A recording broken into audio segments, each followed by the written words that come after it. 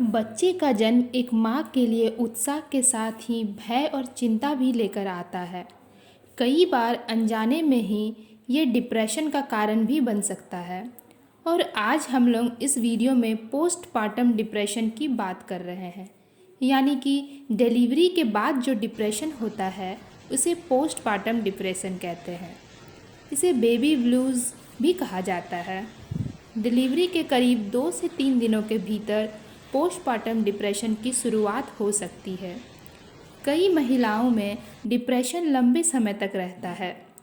Postpartum depression बच्चे को जन्म देने के बाद माँ के शरीर में आने वाली कमजोरी नहीं है, बल्कि ये जन्म के दौरान पैदा हुए कॉम्प्लिकेशन की वजह से भी हो सकता है। इसके लिए ज़रूरी है अपने डॉक्टर से कंसल्ट कर जल्द से जल्द अपनी समस्या का उचित समाधान करें, नहीं तो ये और कॉम्प्लिकेटेड हो सकता है। यह स्थिति महिलाओं में विशेषकर पहले बच्चे के जन्म के बाद होती है। हालांकि कुछ महिलाओं में ये समस्या हर बच्चे के जन्म के बाद आ सकती है। दरअसल आजकल अधिकतर परिवार एकल होते जा रहे हैं, इसलिए पहली बार गर्भधारण करने वाली महिलाओं को डिलीवरी को लेकर परिवार की वरिष्ठ महिलाओं की सलाह कम मिल पाती है। ऐसे में डिलीवरी से संबंधित ज्ञान के अभाव में गर्भवती महिलाओं को भ्रम और घबराहट होने लगती है, जो पोस्टपार्टम डिप्रेशन का रूप ले लेती है। प्रसव के बाद महिलाओं के व्यवहार में उदासी, तनाव, चिड़चिड़ाहट और गुस्से जैसे बदलाव आते हैं। ऐसे में उन्हें पारिवारिक सहयोग और इलाज की ज़रूरत होती है। परिवार से सहयोग मिलने के बाद परेशानियां खत्म हो जाती है। व्यवहार में आया ये बदलाव कुछ समय बाद अपने आप ठीक हो जाता है। इसके लिए दवाइयों की ज़रूरत नहीं होती, लेकिन लक्षण बढ़ जाए तो इलाज ज़रूरी हो जाता है। अब हम लोग देखते हैं कि पोस्टपार्टम डिप्रेशन के लक्षण क्या क्या हैं।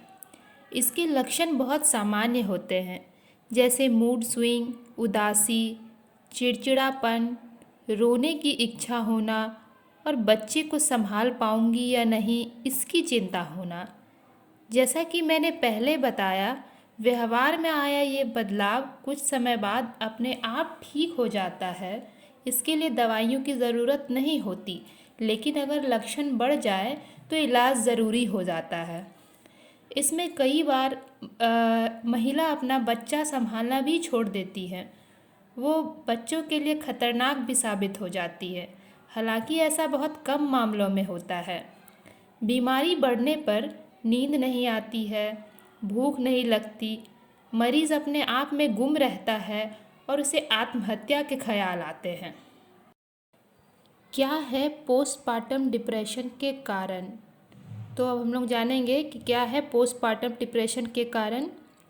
माँ के व्यवहार में बदलाव के कई कारण हो सकते हैं, जिनमें से कुछ इस प्रकार हैं। जैसे एक तो यह कि प्रसव के बाद महिलाओं के हार्मोन्स में बदलाव आते हैं, जिसका असर उसके व्यवहार पर पड़ता है।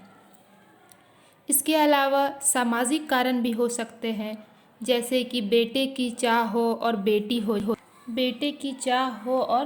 हो जाए तो महिला को काफ़ी तनाव और दबाव का सामना करना पड़ता है। साथ ही महिलाओं पर बहुत से दूसरे दबाव होते हैं। बच्चे और घर की अधिक जिम्मेदारी उन पर होती है और वह शारीरिक रूप से कमज़ोर भी होती है। इन सब के बीच अगर ऑफिस हो तो उनके अंदर काम में अच्छा प्रदर्शन न कर पाने का डर भी बना रहता है। ऑफिस आने में देरी या बच्चे के कारण बार बार छुट्टियां लेने में उन्हें महसूस होने लगता है कि वो पिछड़ रही हैं। करियर की वजह से भी बेचैनी हो सकती है। यह भी मायने रखता है कि कोई महिला किस तरह सोचती है। वह अपने शरीर के बेडौल हो जाने से परेशान भी हो सकती है। तो ये सारे थे जो है पोस्टपार्टम डिप्रेशन के क्या कारण है। इन शॉर्ट में अगर समझें तो जो है क्या कारण है, एक तो प्रसव के बाद होने वाले हार्मोनल बदलाव, जिम्मेदारी बढ़ना, शारीरिक कमजोरी, शरीर बेडौल होने की परेशानी, करियर की चिंता। अब हम लोग जानेंगे कि पोस्टपार्टम डिप्रेशन का इलाज क्या है। अगर लक्षण शुरुआती है तो इसके लिए दवाइयों की ज़रूरत नहीं होती, लेकिन बीमारी बढ़ जाने पर मनोचिकित्सक को दिखाना ज़रूरी है। प्रसव के बाद महिलाओं को परिवार के सहयोग की बहुत ज़रूरत होती है। वह कई शारीरिक और मानसिक बदलावों से गुजर रही होती है। ऐसे में उन पर अच्छी माँ बनने का दबाव ना डालें और बच्चे की देखभाल करने में मदद करें। उन्हें भावनात्मक सहयोग दें और धैर्य रखें। अब पोस्टपार्टम डिप्रेशन में थेरेपी। पोस्टपार्टम डिप्रेशन में मनोचिकित्सक, मनोवैज्ञानिक या अन्य मानसिक स्वास्थ्य पेशेवर पोस्टपार्टम डिप्रेशन के दौरान थेरेपी दे सकते हैं। थेरेपी के माध्यम से नकारात्मक विचार दूर होंगे और पॉजिटिविटी आएगी। इसके अलावा मेडिकेशन थेरेपी दी जाती है और दवाइयों के साथ साथ काउंसलिंग से इलाज किया जाता है। अगर इन शॉर्ट में समझे तो पोस्टपार्टम डिप्रेशन का इलाज क्या है, तो सबसे पहला परिवार का सहयोग, दवाइयाँ, मेडिकेशन थेरेपी और काउंसलिंग। पोस्टपार्टम डिप्रेशन को लेकर भारत में जागरूकता की बहुत कमी है, जिसकी वजह से कुछ लोग तंत्र मंत्र का भी सहारा लेते हैं। लोग महिला के व्यवहार में अचानक आए इस बदलाव को अक्सर दूसरे कारणों से जोड़ देते हैं। कोई इसे शारीरिक कमजोरी मान लेता है तो कोई भूत प्रेत का साया। ऐसे में वो लोग जानबूझकर डॉक्टर के पास नहीं आते, बल्कि तंत्र मंत्र का सहारा लेते हैं। इस बीमारी का सबसे अच्छा इलाज है कि लोगों को इसके प्रति जागरूक किया जाए। महिलाओं और उसके परिवार को गर्भधारण के समय ही इसकी जानकारी दी जाए। डिलीवरी के बाद डिप्रेशन से कैसे बचें? पोस्टपार्टम डिप्रेशन के दौरान खुद की देखभाल करें। अगर कोई समस्या हो तो पहले अपने पार्टनर के साथ शेयर करें। ये बिल्कुल ना सोचें कि बच्चा संभालना केवल माँ की जिम्मेदारी होती है।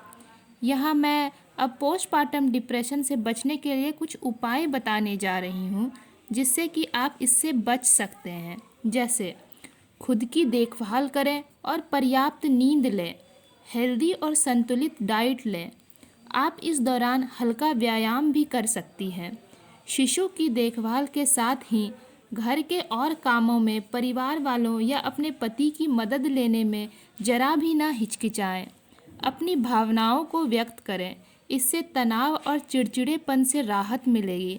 डिप्रेशन में अच्छा संगीत सुनना काफ़ी फ़ायदेमंद हो सकता है, इसलिए संगीत सुनकर अपने आप को बिजी रखने की कोशिश करें। अगर आप वर्किंग मॉम हैं तो कुछ दिनों के लिए अपनी मैटरनिटी लीव्स बढ़ा दें। अगर इन बातों पर सही से ध्यान दिया जाए तो यह 6 महीने के भीतर ही समाप्त हो सकता है। कुछ लोगों को ज़्यादा समय भी लग सकता है। अंत में मेरी यही सलाह है कि अगर आपको भी पोस्टपार्टम डिप्रेशन फील हो रहा है तो बेहतर होगा कि पहले आप अपने डॉक्टर से सलाह लें। डॉक्टर आपसे जैसा कहें नियम का पालन करें। डिलीवरी के बाद खुद को भी समय दें। किसी भी बात को लेकर अनावश्यक चिंता ना करें। धन्यवाद।